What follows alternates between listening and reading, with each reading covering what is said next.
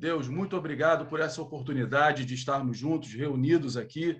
Muito obrigado de termos a oportunidade de aprendermos sobre a tua palavra e que, no discutir, no falar, ao ler tudo aquilo que nós temos para o dia de hoje, isso possa ficar de fato guardado em nossos corações e possa ser bem absorvido no decorrer da nossa vida. Muito obrigado, Senhor, nos ilumina e que o teu Espírito Santo nos conduza em todas as coisas. Em nome de Jesus, amém. Amém. Vamos só recapitulando algumas coisas. Na semana retrasada, né, que foi o último ensino, nós começamos a falar sobre Marcos capítulo 9, né? Falamos sobre a transfiguração, né? Sobre a aparição de Moisés e de Elias no monte ali da transfiguração, junto com Jesus e os seus discípulos. Depois nós passamos aí, gastamos um bom tempo para entender essa parte. Passamos um tempo falando sobre a cura de um menino que tinha convulsões, onde o pai chega aos seus discípulos, né, junto ao pé do monte ali, pedindo que o libertasse. E hoje nós vamos falar sobre o maior no reino dos céus, a partir do versículo 30, e eu não coloquei a projeção da leitura para que cada um estivesse com a sua própria Bíblia, e aí vocês podem colocar, enquanto o Michele já projeta aqui para mim o slide, nós vamos ler. E eu gostaria de quem encontrasse, eu vou só pedir para que leia apenas esses versículos, tá?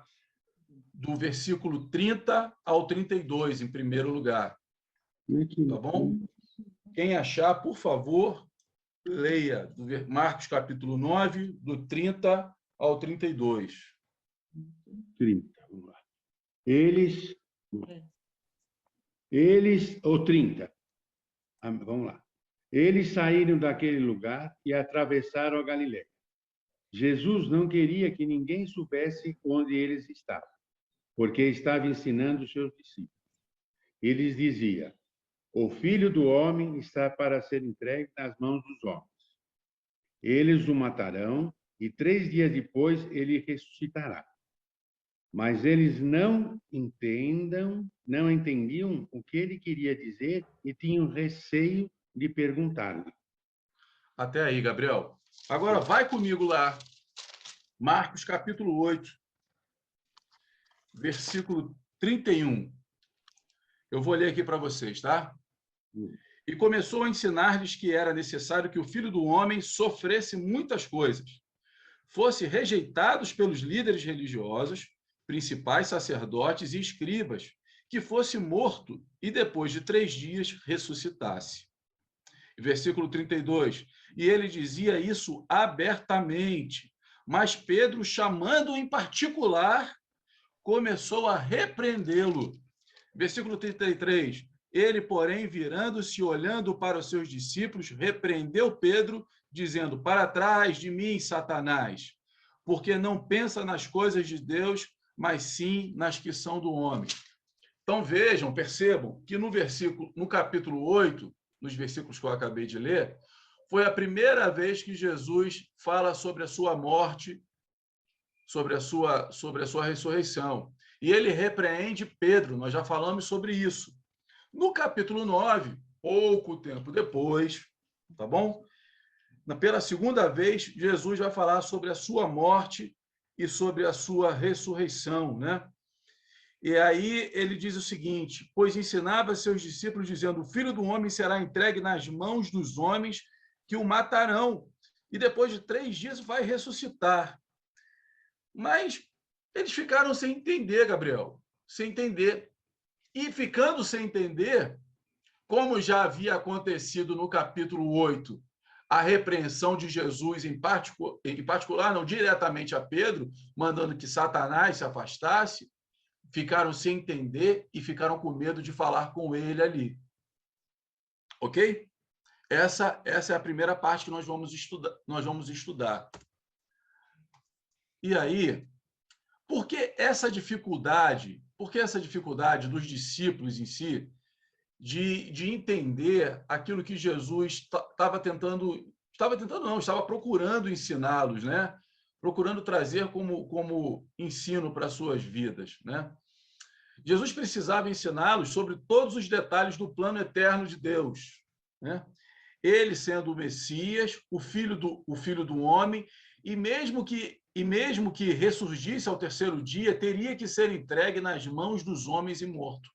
Isso, na realidade, tornava esse ensinamento de Jesus, ao mesmo tempo que fácil de ser entendido por suas palavras, difícil de ser compreendido, interiorizado também dentro do coração dos seus discípulos. Como é que algo que poderia parecer soar bem, a sua ressurreição, poderia passar pela dor da morte, né? Isso era incompreensível aos seus discípulos. Jesus tinha que mostrar-lhes a necessidade dessa morte vicária, substitutiva, né? Afinal, ele é o Cordeiro do mundo que tira o pecado do mundo, e isso só aconteceria por meio do sacrifício na cruz. Precisava ser compreendido pelos discípulos dessa forma. Agora não seria mais necessário aquele tipo de holocausto que era feito até o dia de então, que se pegava um cordeiro, né, perfeito, e se sacrificava, e se pedia perdão a Deus por aquilo que havia sido feito. Não, Jesus vinha substituir aquilo ali de forma totalmente voluntária. Ele seria o cordeiro que tiraria o pecado do mundo, né? Mas olha o que tornava isso difícil compreender, Noemi. Mas em meio a tantos milagres, de meio a tantas evidências de poder, os discípulos ainda continuavam cegos e pensavam somente em quê? No reino físico, naquilo que detinha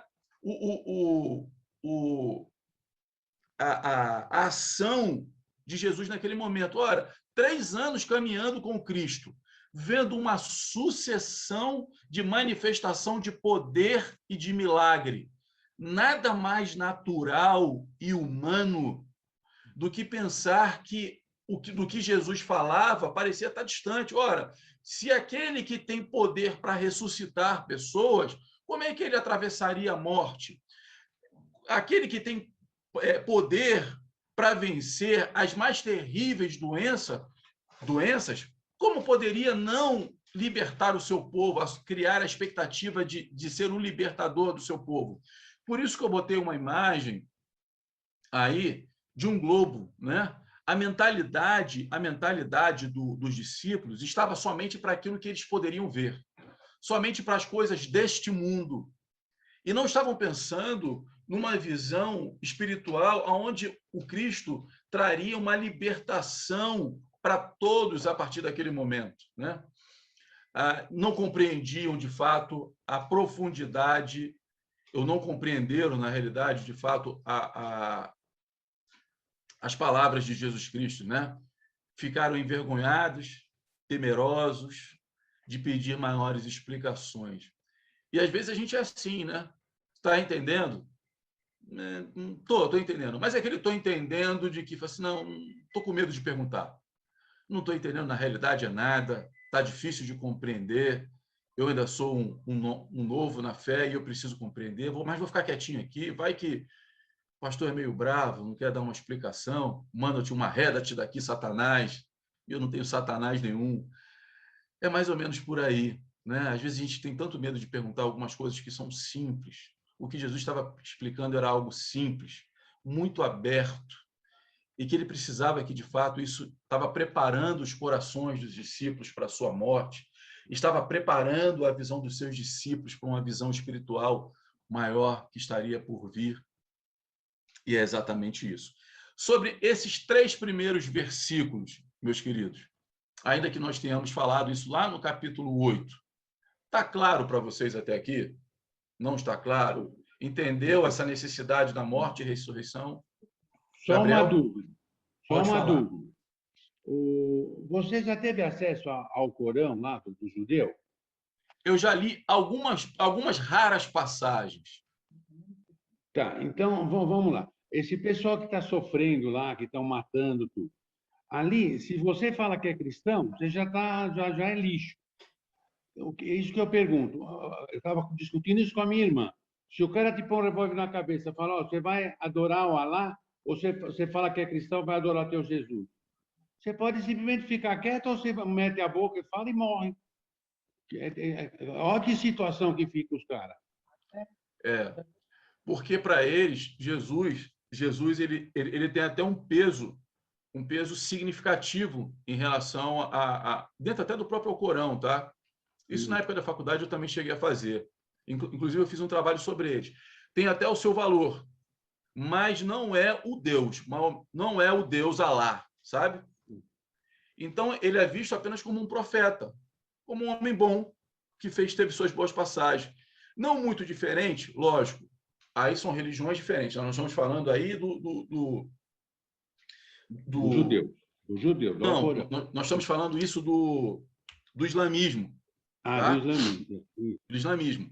Se você trouxer já para um lado mais ocidental, aqui, ainda que o islamismo tenha também dentro da capital de São Paulo e dentro do Brasil tão forte hoje, mas se você pegar hoje os testemunhos de Jeová, usando a própria Bíblia, modificada, alterando alguns textos e tudo mais, Jesus também não é Deus. Tá? Jesus é apenas mais um profeta ali. Então, tem uma diferenciação, ainda que se utilize da mesma Bíblia, diferente do Alcorão utilizado no islamismo, o simples fato, não, o radical fato de não olhar para Jesus como sendo filho de Deus faz toda a diferença. Como não olhar para Jesus como sendo o próprio Deus encarnado faz toda a diferença, porque agora a sua morte e ressurreição, se você não enxerga como um Deus tirando o pecado do mundo, se colocando de forma vicária na cruz para ser exemplo, para tirar o pecado, para acabar com as práticas do passado, olha, perde todo o significado e simbolismo de cruz, perde todo o significado e simbolismo de ressurreição, né? Não apenas simbolismo, né, mas real sobre aquilo que nós acreditamos. O túmulo de Jesus Cristo é estudado e visitado até o dia de hoje porque é vazio. Né? Ele é celebrado justamente por estar vazio.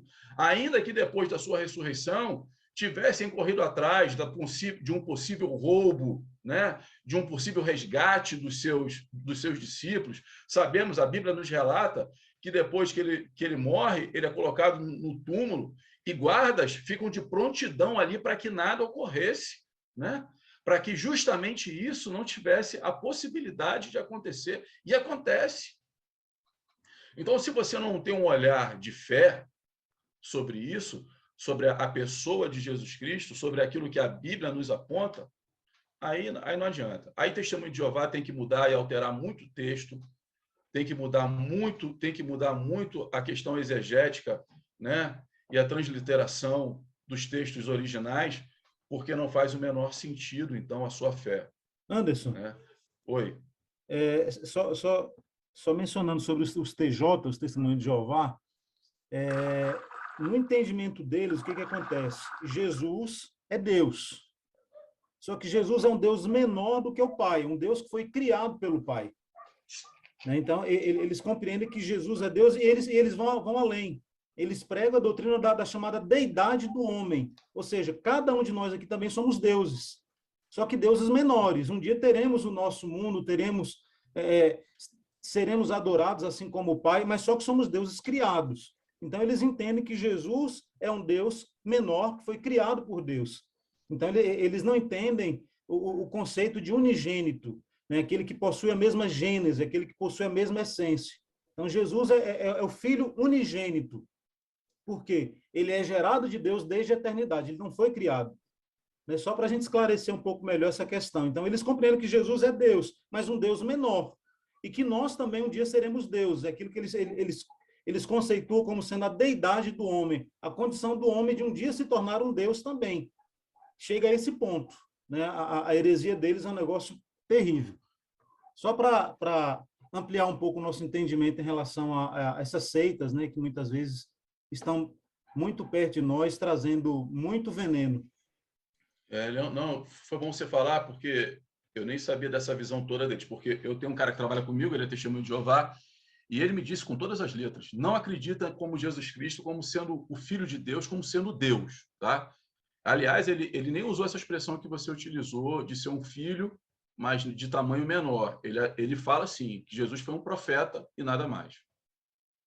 Tá? Mas foi bom, eu não sabia disso. Quando tiver, eu já vou E esse mesmo até conceito entrar nesse também, assunto. Anderson, é o conceito pregado pelos mormons. Os mormons também pregam isso, né, de que Jesus também é um Deus menor, de que nós também somos deuses. Por isso eles têm aquela coisa de ter filhos, né? E eles logo no comecinho, falando dos mormons, eles estimulavam vários e vários casamentos para que se tivesse muitos filhos, né? Dentro desse mesmo conceito, dessa mesma linha. Agora é o seguinte, o cara só vai chegar nesse ponto depois que ele se aprofunda muitos anos no estudo, dentro da própria seita, né? A grande maioria fica na superfície. Legal. De Mormon eu já não entendo absolutamente nada. Não sei que os caras podem ter mais de uma esposa e tudo mais. Nunca me aprofundei, de fato. Bom, seguindo, tudo ok até aqui? Até o 32? Ótimo. Se tudo ok até o 32, calma aí.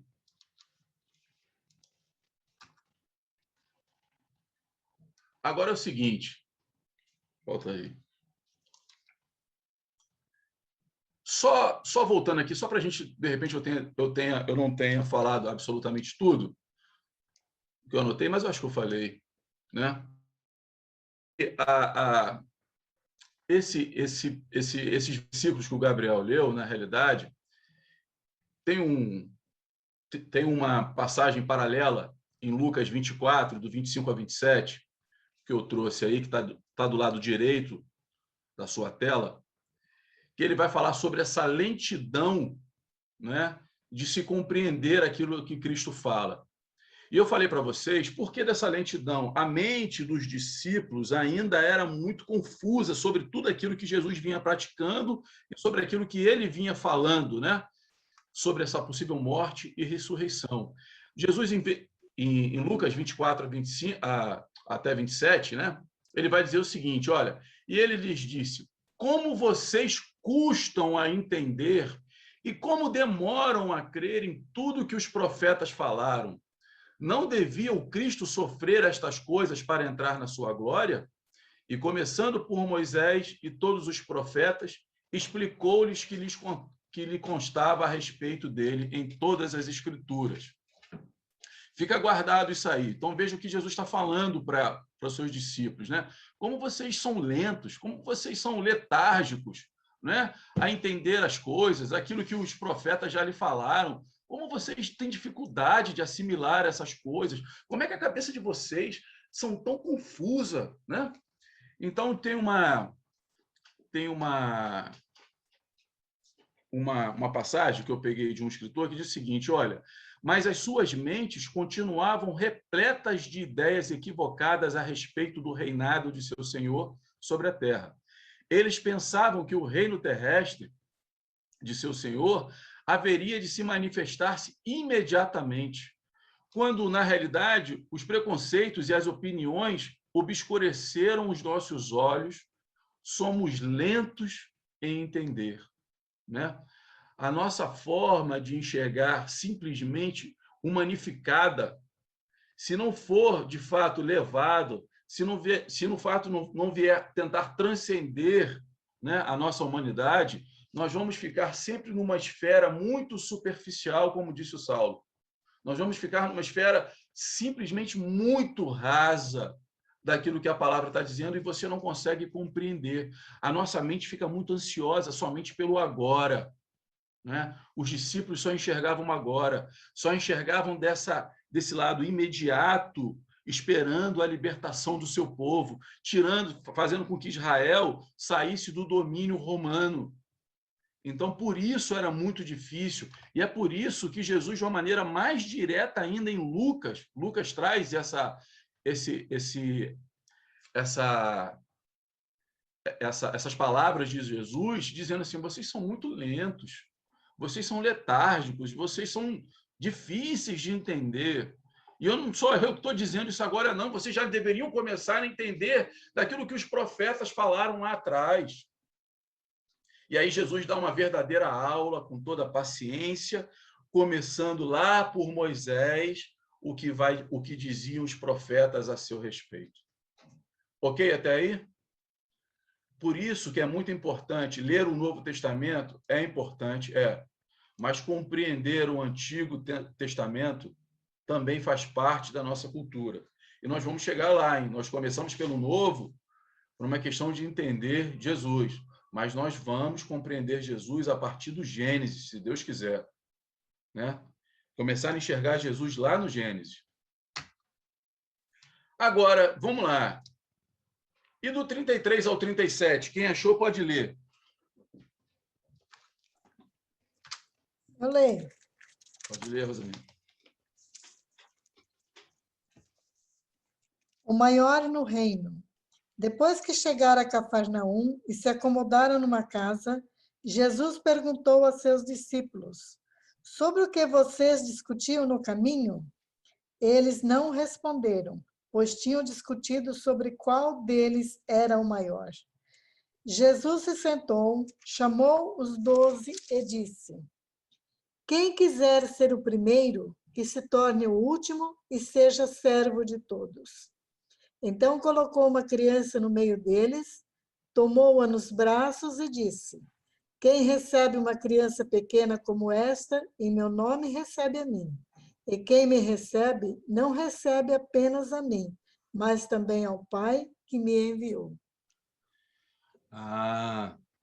Jesus aqui dando um exemplo de humildade, né? Vejam que a discussão estava rolando solta, Jesus percebe o assunto degringolando para um lado que não era saudável, e ele falou assim, opa, meus discípulos não podem compreender dessa forma, não dá para deixar passar isso batido, né?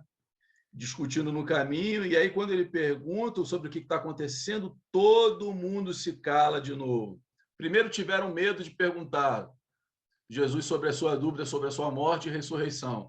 Aí agora, quando são perguntados sobre o que estão discutindo, ficam eles calados, né?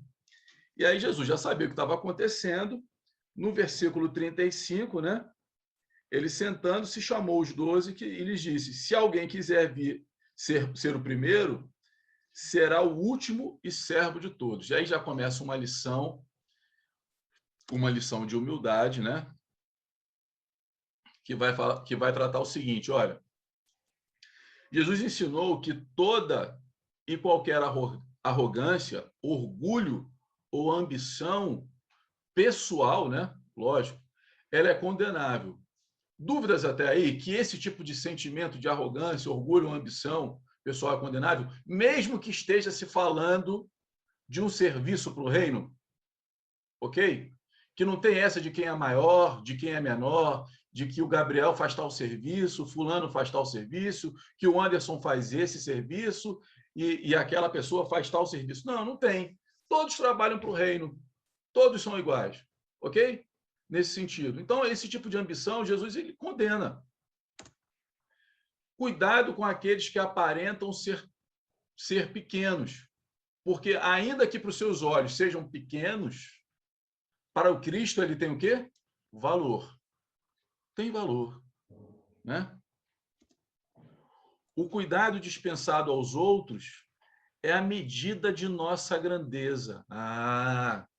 E como é que a gente chega nessa conclusão? Olha o que ele diz no 37.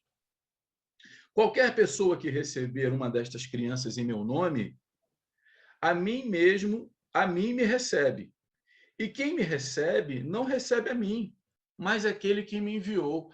Então, à medida que eu despreendo em atenção àquele que é pequeno, aquele que é visto como pequeno, então eu não apenas dou àquela pessoa, mas é como se eu estivesse dando ao próprio Cristo. E aquele que recebe tem a compreensão de que recebeu ao próprio Cristo, não recebe simplesmente ao Cristo, mas aquele que o enviou. E quem foi que o enviou? Deus. Então, quando você despreende a sua atenção, quando você cuida daquele que é desprezível, quando você cuida daquele que parece ser inferior, quando você cuida daquele menos favorecido, você está cuidando de quem? Do próprio Cristo. É como se você estivesse fazendo ao próprio Cristo. É como se você estivesse recebendo o próprio Pai.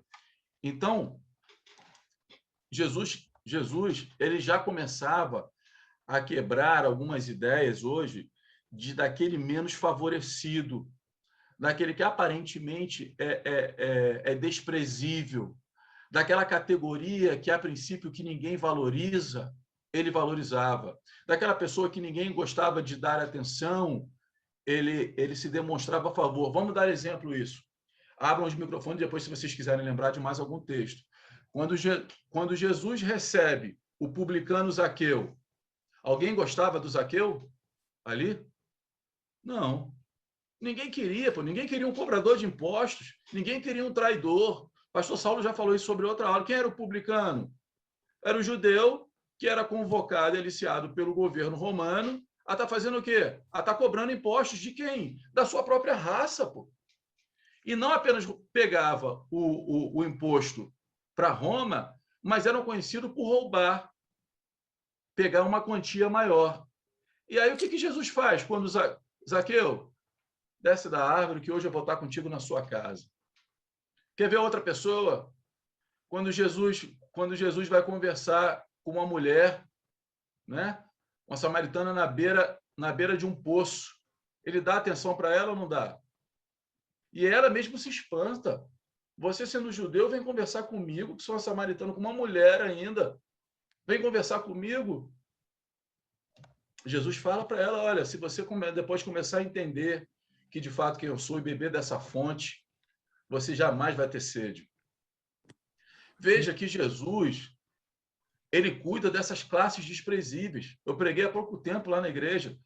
Lembra daquele caso dos leprosos? Ficavam afastados de uma cidade. Leproso não podia ter contato com ninguém. Jesus vai dar uma ordem para eles, eles ficam curados. Trata a vida deles. Gente, Jesus é um Deus que cuida dos menores. Jesus é um Deus que cuida de viúvas. Jesus é um Deus que cuida de crianças. Jesus é um Deus que cuida dos pobres.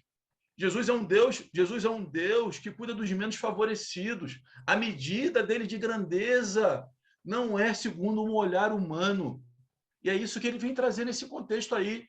Discípulos, por favor, comecem a compreender. Eu não sou esse tipo de Deus. Vocês deveriam começar a compreender. Aí, outro alerta que ele nos dá aqui. Quem deixa de cuidar está o quê? Está pecando. Se você sabe o que é para fazer, se você sabe a quem fazer, se você sabe quem precisa, por que não fazer? Por que não fazer? Jesus considera as minorias, sim ou não? Considera. Jesus é um Deus que considera minorias. Tem mais algum exemplo que vocês estejam lembrando, que queiram trazer?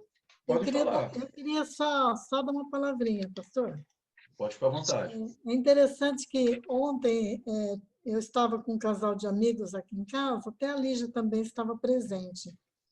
E nós estávamos comentando sobre algo que acontece muito nas igrejas, né?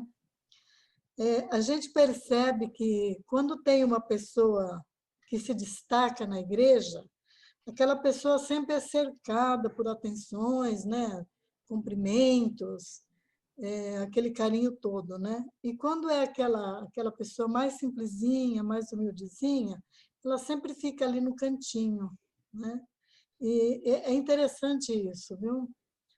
Quando nós somos a igreja e nós temos que tratar as pessoas, não importa a qualificação dela, o estudo, a cor, a raça, né? Não importa quem ela seja, mas ela é um irmão em Cristo e ela deve ser tratada igual é tratado todo mundo. E hoje a gente vê muito essa diferenciação nas igrejas, né? A gente percebe isso nitidamente. Eu já percebi muito isso. Isso é uma coisa que entristece muito, porque a nossa ida até o templo é simplesmente para nos conectarmos uns com os outros, né? Estar ali como se diz, nos amando, nos acariciando, né? Dando o nosso carinho para as pessoas. E a gente percebe que esse distanciamento, às vezes, faz até com que as pessoas deixem as igrejas, né? Deixem de fazer parte, porque elas se sentem deslocadas, elas não se sentem parte do grupo, parte da família cristã. E é interessante você trazer isso agora, né? Me lembrei disso que nós comentávamos ontem sobre isso. É uma triste realidade, é real e não é de agora.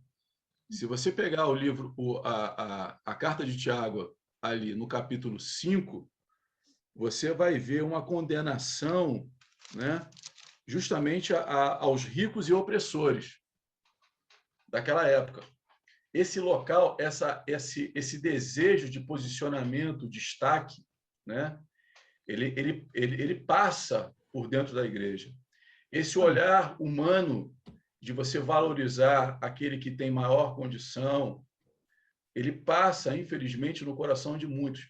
E é por isso que essa liberdade, esse amadurecimento de você poder sentar com alguém, né, e poder trazer essa pessoa para dentro da realidade, como Jesus fez com os discípulos, ele precisa acontecer, né? Ele precisa. Você não pode favorecer a B ou C porque tem uma posição privilegiada em relação a outras pessoas, né? Infelizmente isso é real, né? Isso é real. Isso dá, na realidade, isso é algo que traz tanta advertência. A gente já sabe, conhece tanta, vocês aí que têm mais experiência do que eu em meio de igreja, quantas igrejas no passado nós ouvimos e vimos, igrejas que tentam oprimir seus pastores, né, a ficarem na mão por causa de salário, né, a ficarem a se curvarem diante de determinadas famílias que conduzem, que comandam, né, a pastores simplesmente que são atraídos por A, B ou C por causa de ofertas maiores aqui ou acolá. Então, nós precisamos vigiar realmente em relação a essas coisas, como membros, como pastores, como corpo de Cristo, porque isso está o tempo inteiro. Hoje o mundo só valoriza pelo que você é, pelo teu estereótipo, né? Você tem que demonstrar, muitas vezes, ser aquilo que nem tem para poder conseguir alguma coisa, aquilo que nem é no seu cotidiano. Eu acho muito engraçado. Hoje a gente ainda vê isso, né? É uma prática de mercado muito antiga, mas você precisa fazer a sua entrevista muito bem alinhado. Ainda que você saiba que depois, e você percebe isso no candidato, ainda que você saiba que depois dessa pessoa ser contratada, coitada, ela não vai mais se vestir daquele jeito. Primeiro, porque ela não tem condição, e segundo, porque não é dentro da realidade. Mas no primeiro dia você quer aquela pessoa, ou no período, no processo seletivo. Nós exigimos daquela pessoa aquele estereótipo que ela não é, né? Nós somos conduzidos a ser quem de fato nós não somos no nosso dia a dia. Isso é muito complicado. Isso está entranhado em nossa cultura. Eu já falei isso para vocês aí quando eu era líder de juventude, que eu tive um problema na minha antiga igreja, que quando nós não nos damos conta, passamos isso para os filhos. Por exemplo, quando uma mãe pergunta quando a menina está namorando, ou quando... Olha, quem é essa pessoa que você está namorando? O que ele faz da vida? Ora, legal você perguntar o que ele faz, se esse perguntar o que ele faz, se tiver acompanhado de um sentimento real de que ele é alguém produtivo. Se você está perguntando sobre o poder que ele pode ter ou aquilo que ele pode conquistar por causa da sua função ou atividade, é uma pergunta corrompida por valores humanos. Ou seja, minha filha só pode se casar com quem de fato tem algum tipo de atrativo financeiro, o que possa dar uma vida confortável. Então, nós, sem querer, nós começamos a mudar a mente dos filhos e das crianças, passando a pensar somente pelo que pode ter. parece ser uma pergunta muito simples de cuidado maternal e paternal, mas se não tiver dentro de um valor certo, coerente, pode ser deturpado em relação ao tempo. Eu espero que vocês tenham me compreendido aí. Pode falar. Eu queria pegar o gancho da Rosalina e investir um tempinho aqui para a gente refletir no que ela falou, porque é muito importante.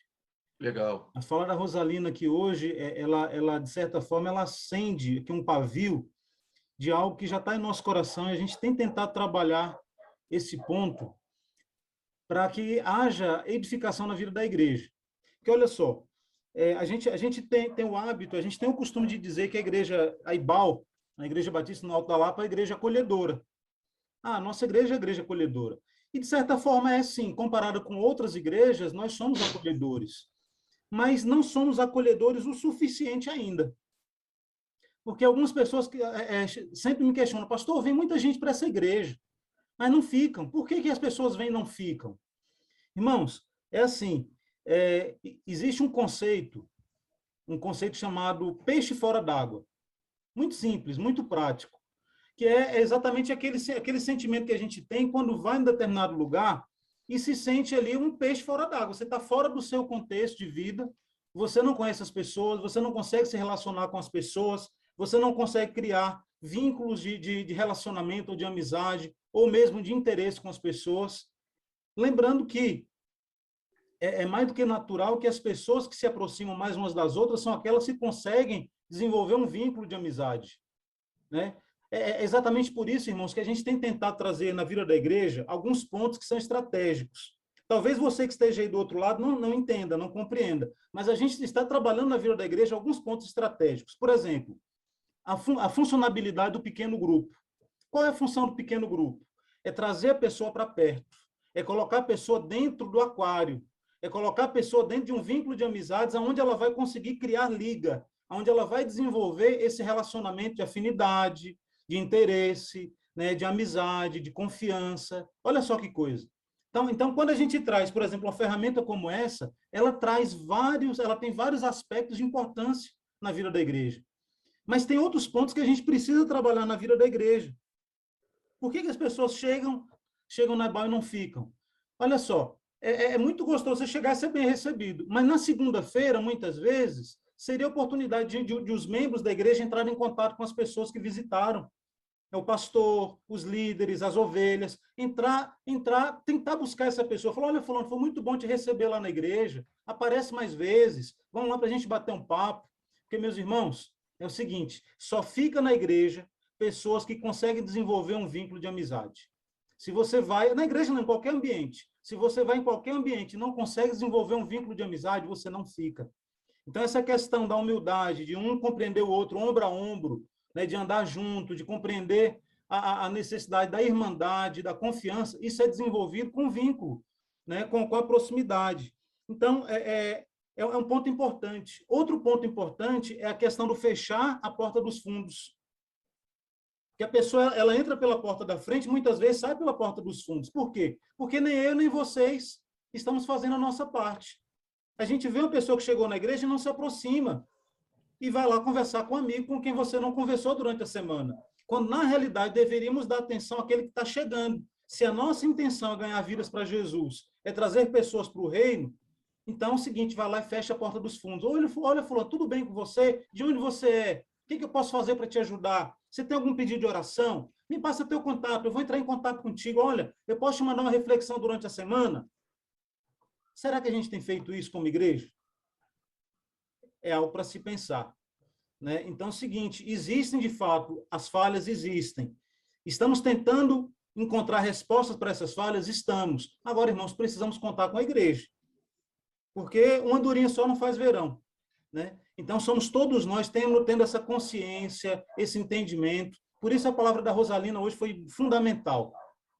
Muito importante, porque isso, irmão, está relacionado à vida, ao crescimento, ao relacionamento da igreja. E precisa ser saudável, né? Então, que Deus nos dê sabedoria, que o Senhor coloque em cada coração o compromisso, o comprometimento de fazer a sua parte, para que a gente abra a porta da frente, feche a porta dos fundos, para que as pessoas cheguem, sejam um peixe dentro d'água e não fora d'água, né? e que a gente possa desenvolver esse vínculo de relacionamento, de respeito, de unidade, independente de classe social, de qualquer coisa. Né? Eu vejo que essa questão de classe social na nossa igreja não é nenhum calcanhar de Aquiles. Todos são bem recebidos na medida do possível, né? Mas tem pontos que precisam melhorar. Então, que Deus nos dê esse discernimento. Obrigado, viu, Rosalina, por levantar essa bola aí e nos dar esse gancho para a gente tratar sobre esse assunto. Está um pouco distante do tema, mas é de interesse da igreja. Obrigado, pastor. Não, eu não acho distante, não. Eu acho bem próximo até. Eu acho que Jesus fez exatamente isso. Não bastava ele colocar a criança sentada no colo dele, né? Ele estava exemplificando sobre a responsabilidade dos demais. E acho que você trouxe uma responsabilidade dividida, compartilhada com todos. É a nossa responsabilidade como igreja. Se não der atenção, as coisas vão passando, né? E aí, em destaque de cinza aí, na tela de vocês, está dizendo o seguinte, voltando para o texto, né? No mundo, quem está em posição superior é servido pelos demais. Sempre foi assim, nunca mudou, né? Mas não é assim no reino de Deus. O primeiro lugar estabelece uma posição da qual serve os outros. Os 12, porém, não estavam praticando o ensino de Jesus. A autonegação sucumbe ao desejo de prestígio e poder.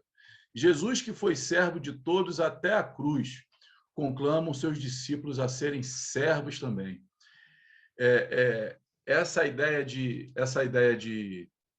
você ser servido é uma ideia muito complicada, né? De mudar, porque o desejo natural do ser humano, eu brinco isso lá dentro da empresa, nós fazemos às vezes um churrasco lá para os homens no dia do futebol. Cara, se você perguntar quem é que se levanta para pegar a carne, só para pegar a carne, o cara ele participou de um rateio só para poder comprar a carne, mas ele acha que a pessoa que está assando também tem que ser a pessoa que serve, né? Ele é incapaz de levantar para poder pegar. Eu estou dando um exemplo muito bobo. A pessoa fica ali com fome, mas não vai lá pegar, porque ela quer aquela ideia de que vai ser servido. E mudar essa concepção, né, de que você foi feito para servir, isso é muito difícil. Então, o que o pastor Saulo falou, nós precisamos mudar esse conceito, né? A gente começa por uma questão de relacionamento, de uma simples ligação. Por que tem que ser só do pastor? Por que tem que ser só da equipe do Ministério de Integração? Ou seja lá o que for, do ministério que cuidar disso da igreja? Não, você tem responsabilidade. Foi feito para servir também. Levanta aí, pô. Pergunta se está precisando de alguma coisa, né? Se preocupa, ora junto, partilha uma palavra. Isso é muito importante. Agora, vamos mudar agora de humildade para tolerância. Do versículo 38 a 41, quem achou pode ler. Posso ler. Michele vai ler aí. João disse a Jesus: Mestre, vimos alguém usar seu nome para expulsar demônios. Nós o proibimos, pois ele não era do nosso grupo. Não o proíbam, disse Jesus. Ninguém que faça milagres em meu nome falará mal de mim a seguir. Quem não é contra nós é a favor de nós. Eu lhe digo a verdade. Se alguém lhes der um simples copo de água, porque vocês são seguidores do Cristo, essa pessoa certamente será compensada. Até aí. Todo mundo já conhece essa passagem aí? Tá todo mundo tranquilo? Mas a gente vai falar sobre ela, hein? Olha aí. Tolerância, né? É interessante notarmos que Marcos coloca na sequência do ensino sobre humildade um fato que exemplifica o princípio. Jesus recriminou a acepção de pessoas, o exclusivismo e o orgulho. Os discípulos tinham pensado que deviam impedir alguém de realizar milagres no nome do Senhor Jesus. Isso é interessante demais, essa passagem. Ele não nos segue. Foi o pretexto que João apresentou. Mas o Senhor lhe mostrou que também nessa questão eles estavam mesmo ocupados consigo mesmos e não com ele. Vigiemos para não termos um espírito sectarista, né? Muitos cristãos, embora não andem conosco, seguem fielmente e bem de perto ao Senhor no caminho da abnegação e de cruz. Agora, eu vou reler aqui, olha só. Mestre, vimos um homem que expulsava demônios em teu nome e nós o proibimos, pois ele não os seguia. isso durante tanto tempo, como foi massacrado, isso até mesmo antes da invasão da internet chegar aí com tanta força. Tem uma piada, que eu sou péssimo para piada, mas que vocês devem conhecer, dizendo que um batista, ele, quando morreu, ele chega no portão dos céus e encontra Jesus, e Jesus vai o levando para dentro atravessa com ele o portão dos céus e vai lhe mostrando o lugar dos céus. E aí ele vai vendo alguns grupos, alguns nichos, né? E ele fala assim, viu um povo muito alegre, cantarolando, celebrando tudo. Aí ele pergunta para Jesus, Jesus, quem é aquele grupo ali que está fazendo tanta euforia, né? Celebrando tantas coisas, cantando alto? Olha, aqueles ali são os assembleanos. Ah, que bom, que maravilha. E aí depois vem outro grupo ali lendo a Bíblia de um modo muito mais sucinto, tranquilo. Aí quem são aqueles grupos ali? Quem é aquele grupo ali? Aquele ali são os presbiterianos. Eles gostam de ler, mas ficam muito quietinhos ali, bem comedidos. E aí vem o terceiro grupo que ele pergunta: e aquele grupo ali que está todo calado, que está separado de todo mundo? Pois é, aquele ali é o grupo para qual você vai. Eles se acham dono dos céus, são os batistas.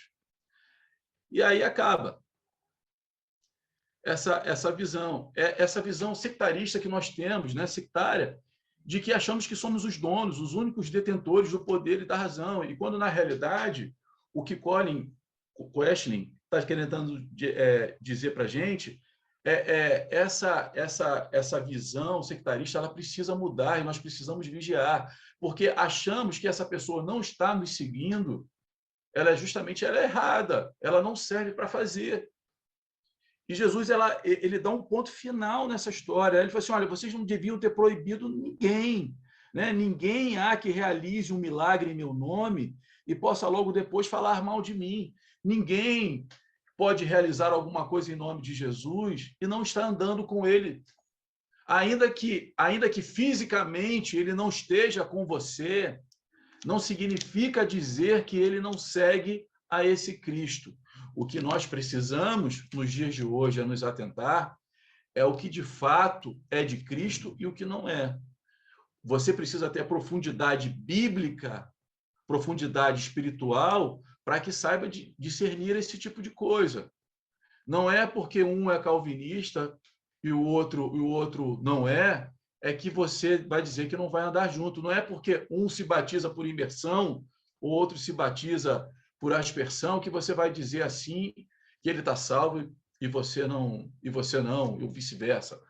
O que nós precisamos é começar a compreender esse tipo de coisa. E a tolerância para isso, utilizado aqui por João, ela foi zero. Né? Nós o proibimos de fazer, mestre. Não, tolerância zero João teve. E Jesus vai dizer, não é nada disso, João. Está chegando, eu estou indo para os meus últimos dias com vocês e vocês não conseguiram compreender coisas desse tipo. Né? A tolerância deve padronizar o relacionamento entre todos os discípulos. Eu preciso aprender a tolerar a pessoa que anda comigo. Eu preciso começar a tolerar e amar aquela pessoa que está junto do meu lado e aquelas que não estão do meu lado. Né? Jesus desenvolveu um argumento interessante, pois ensinou que, em vez de intolerância, todos os atos de misericórdia, de cuidado e de manifestação da graça divina realizados em seu nome, com a intenção de servi-lo e glorificá-lo, serão reconhecidos como evidência de um discipulado verdadeiro. Toda tentativa de servi-lo, de glorificar o nome dele, né, serão reconhecidos como discipulado verdadeiro. Jesus, então, mostrando sua tolerância para os que não pertenciam ao seu grupo apostólico, mas que ajudavam aos necessitados em seu nome, disse aos discípulos: pois quem não está contra nós é por nós. Muito interessante, né? Então, pode ter gente que não está no nosso grupo que é a favor de Jesus Cristo, que está justamente expandindo os ensinamentos de Jesus Cristo dentro da sua forma de pensar. Até aí, tudo bem? Vocês têm alguma colocação para fazer aí? Tudo tranquilo? Qualquer coisa, podem abrir o microfone, tá? Agora vamos lá para o versículo 42 a 48. Nós falamos sobre humildade, né? Falamos sobre tolerância, sobre a intolerância, e agora vamos falar sobre alguns tropeços, do versículo 42 a 48. Quem achou aí pode ler.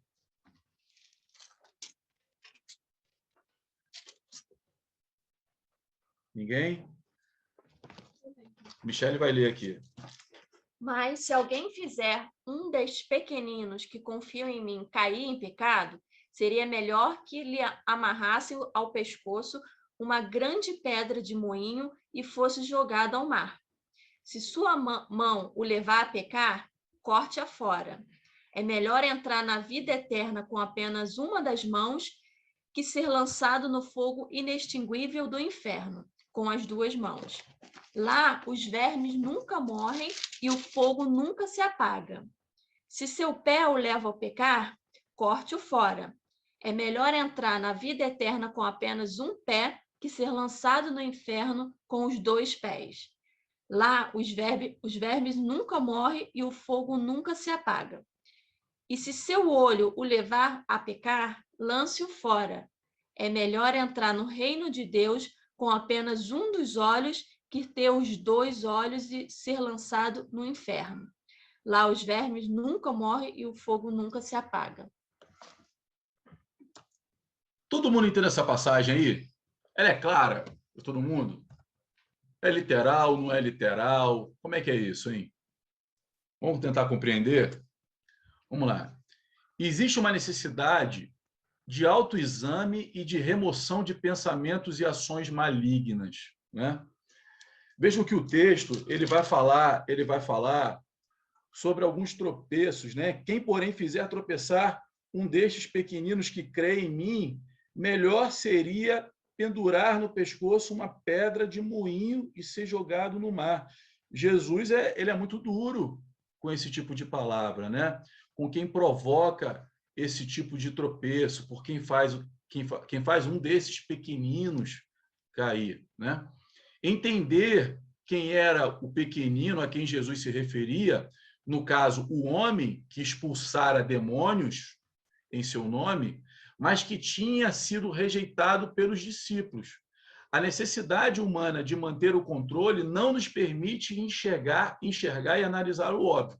Então, vejam lá, nós estamos vindo de uma continuidade, de uma narrativa, tá certo? Aonde João tinha proibido um homem de expulsar demônios em nome de Cristo, porque não compreendia que ele estava fazendo certo, uma vez que ele não era um dos seus. Ok? Todo mundo aí. Jesus Cristo vai, chama a atenção dele, e aí ele vai entrar numa parte agora mais pesada. Ele está dizendo assim, olha, se você o fizer tropeçar, esse pequenino, melhor seria que lançasse uma pedra, pendurasse uma pedra no seu pescoço, né, de moinho, e se lançasse junto ao mar. Jesus ele se preocupa com essas pessoas, né, que estão fazendo boas coisas e que são impedidas por outras, por uma incompreensão, por uma intolerância, por uma visão pequena de fazerem simplesmente de uma forma já conhecida ou adaptada daquilo que elas obtêm como verdade, de uma formatação padronizada na mente humana. Olha, se você não faz desse jeito você não alcança. Se você não faz dessa forma, Deus não recebe. Então, Jesus está chamando a atenção para isso. Ele está falando assim, cuidado com aquilo que você está dizendo que não é correto. Cuidado com essa tua tentativa de paralisar alguém. Cuidado com esse tipo de situação. Então, Jesus repreende os seus discípulos e ele diz o seguinte, melhor seria amarrar uma pedra, né? E se jogar no mar do que deixar de fora alguém que queira ministrar.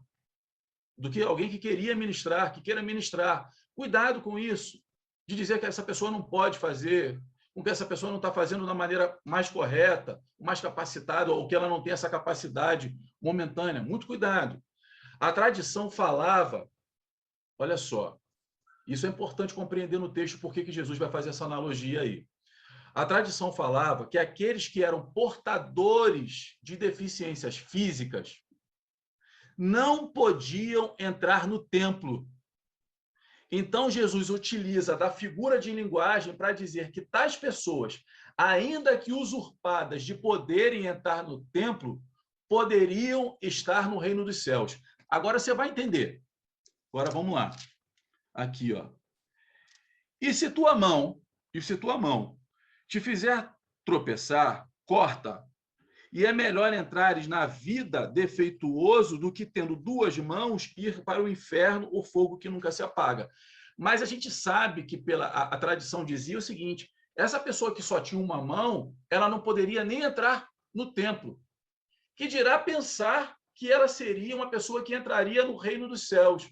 O que Jesus está dizendo é o seguinte, essa pessoa, ainda que ela não entrasse no templo, que os homens, com a sua visão padronizada, formatada, desprezível, não permitisse com que tal pessoa defeituosa ou portadora de um defeito qualquer não entrasse no templo, essa pessoa, se ela estando livre, limpa na sua mente, ainda que estivesse faltando um membro, ela seria recebida nos céus.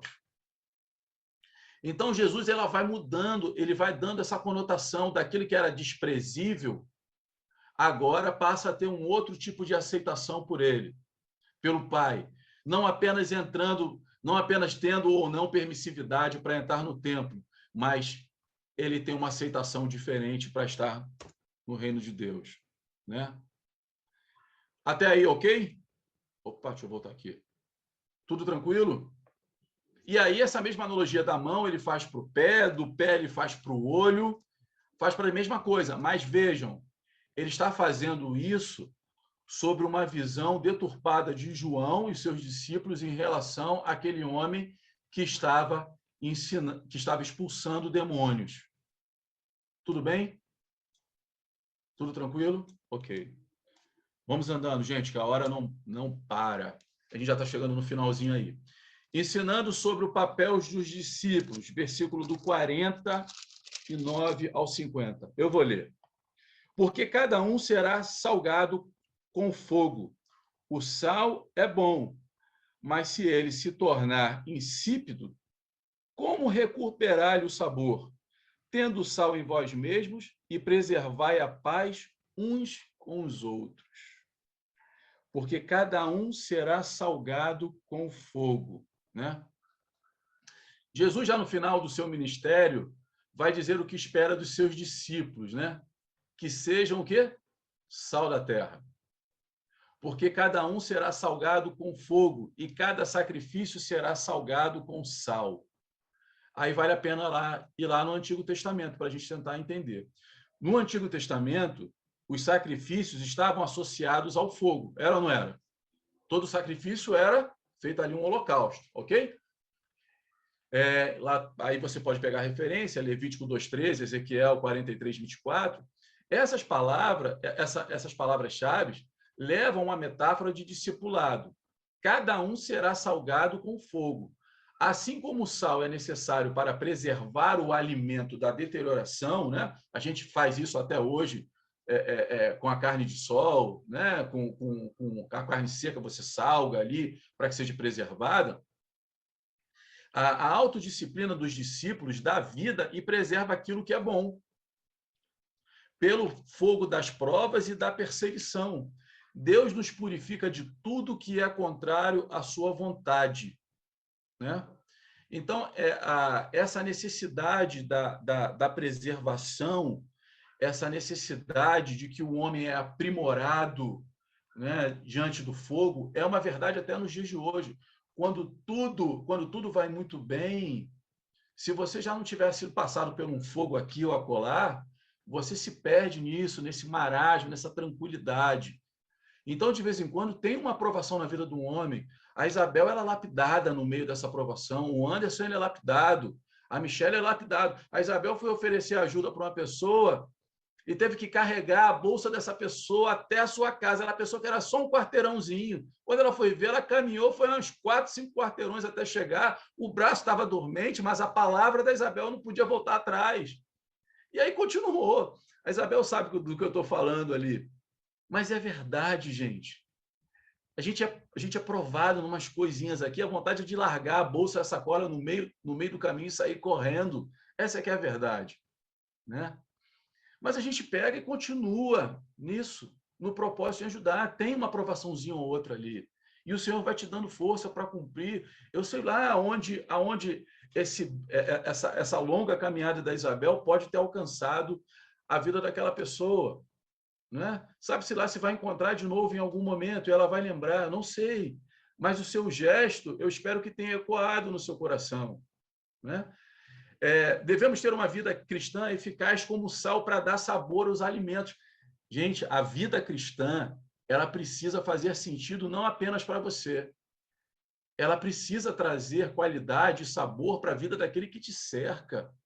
Senão não tem valor nenhum. Passa desapercebido, né? Se perdermos a função de salgar o mundo com a mensagem do Evangelho, né, nos tornaremos inúteis. Mas, para isso, a purificação pelo fogo das provas ela é necessária. É por isso que, às vezes, a prova ela vem para que a gente valorize o que nós temos e não venhamos a perder a oportunidade, né, de tornarmos isso tão saboroso, de fato. Né? Valorizamos tanto as bênçãos alcançadas, porque sabemos o quanto aquilo ali teve um valor alto diante das nossas vidas. Né? Devemos ter um padrão moral puro, ou pelo menos buscar o máximo disso em todos os dias da nossa vida, tal qual o sal é puro, né? Para determos a corrupção que existe no mundo. Mas, para isso, a autodisciplina de cada um, ela se faz necessária. E não adianta, eu posso, como pastor, te orientar, mas a autodisciplina, ela é cotidiana, ela é diária, você que sabe. É você que tem que se preservar de algumas coisas, né? Para que você continue tendo esse sabor aí do sal, de fato. Devemos viver de um modo agradável, em paz. Assim como o sal, na medida certa, torna um alimento agradável, se vivermos em paz e harmonia em nossos relacionamentos, promoveremos em ambiente agradável onde tivermos inseridos. Mas, para isso, é necessário a renúncia pessoal. Jesus disse que o mundo saberia que tinha sido enviado pelo Pai.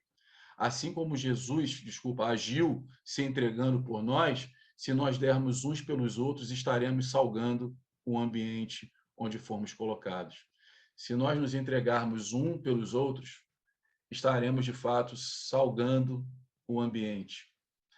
E esse se entregar um pelos outros, dentro de uma visão egocêntrica que o mundo plantou nas nossas mentes, se não vigiarmos, ficamos muito aquém da realidade daquilo que Jesus ensinou aos seus discípulos e que, de fato, espera de nós. Eu espero que, de fato, essa questão aí de como nós aprendemos hoje, a questão da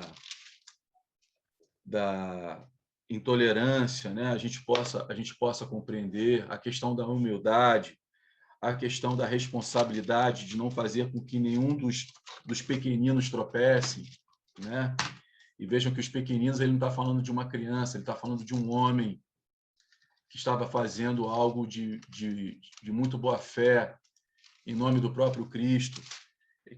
Sobre a questão do sal, dessa responsabilidade que nós temos de nos revestirmos como sal aí, para que a corrupção do mundo não nos atinja, não venha deteriorar nosso corpo, a nossa mente, a nossa alma, mas venhamos a ter uma responsabilidade também de salgar, de temperar o mundo, de temperar nossos relacionamentos, de temperar aqueles com que andam conosco, e aquilo que o pastor Saulo falou, de nossa responsabilidade de alcançar, de temperar aquela vida que acabou de nos visitar e que espera muito mais do que uma recepção calorosa no dia da sua visita na igreja, ele espera um pós-igreja muito caloroso, né? Dizem que, e aí trazendo uma analogia com um bom vendedor, né? Dizem que o segredo da venda não está necessariamente no seu produto ou no preço apresentado na hora da venda, mas está no pós-venda, né? O pós-venda é o segredo para a manutenção de um bom relacionamento negocial. Mas dentro da igreja, isso é uma realidade. Nenhuma pessoa que nunca fez parte desse ambiente vai ficar ali se não receber uma ligação no dia seguinte, se durante a semana não tiver pelo menos um carinho, né? Um afago afetivo. É isso que o Senhor Jesus espera que venhamos a compreender. E eu espero que, de fato, como ele disse em Lucas 24, ou foi 25, agora não me lembro, acho que 24, do 25 ao 27, que nós não venhamos a ser letárgicos, tardios, lentos a entendê-lo, a compreender aquilo que desde o início os profetas já vêm sinalizando e flegando para as nossas vidas.